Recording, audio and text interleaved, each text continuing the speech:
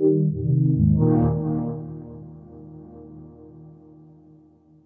folks, I'm here at the Mirage booth and I'm here with Steve and we're going to be talking about his game. How are you? How are you enjoying PAX? I'm having a great time. This is the first time we're showing the game and the reception's been really good, so we're in a good mood.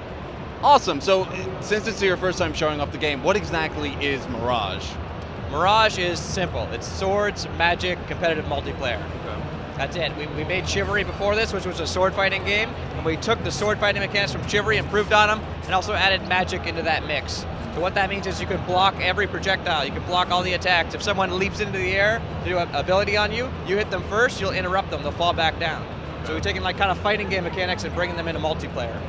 Awesome. Now, I just played it and it feels very much like Chivalry, but it has its own unique spin to it as well. What did you guys learn from Chivalry that you're implementing into this competitive multiplayer? We learned a couple of things from Chivalry. We learned a dedicated scream button was a really good idea for battle cries. Still have that, of course. Decapitations, ragdolls flying everywhere. What we really learned from Chivalry was that selling the weight of an action, it makes something satisfying. So when we're sword fighting back and forth, that becomes like a personal exchange. And when that fight ends with your body being slammed to the ground, that's something that really kind of is rewarding for players when they overcome a challenge and there's satisfying results as that. So we try to bring that into Magic. We don't want it to feel like pixie dust. We want it to be more like throwing bricks at people's heads. Awesome. Now, can you go in a little detail about some of the classes that we can play?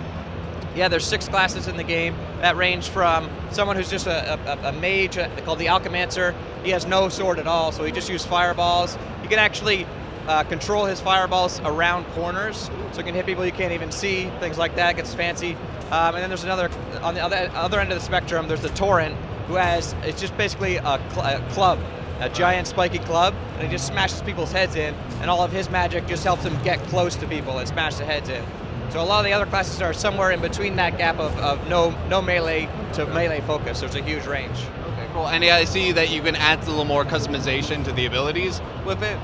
Yeah, so even though you pick your class, you can still change your loadout. You can still swap what abilities you have, what weapons you have, and obviously a ton of customization options as well to get used to your character. Cool. Awesome.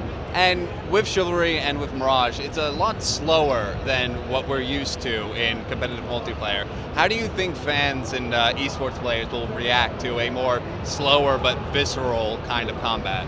Well, we like to use the word deliberate, and we do that because we want everyone's actions to be readable. If everyone's jumping around Quake style, it's hard to tell what their next move is going to be.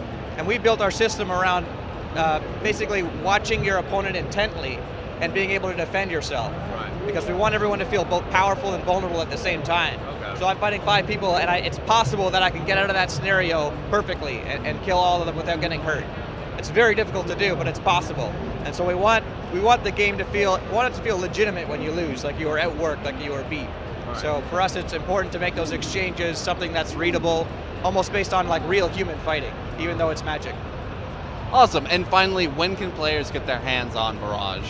We're launching later this fall on Steam, and there's going to be a beta in the summer, which we're already taking signups for on the website right now.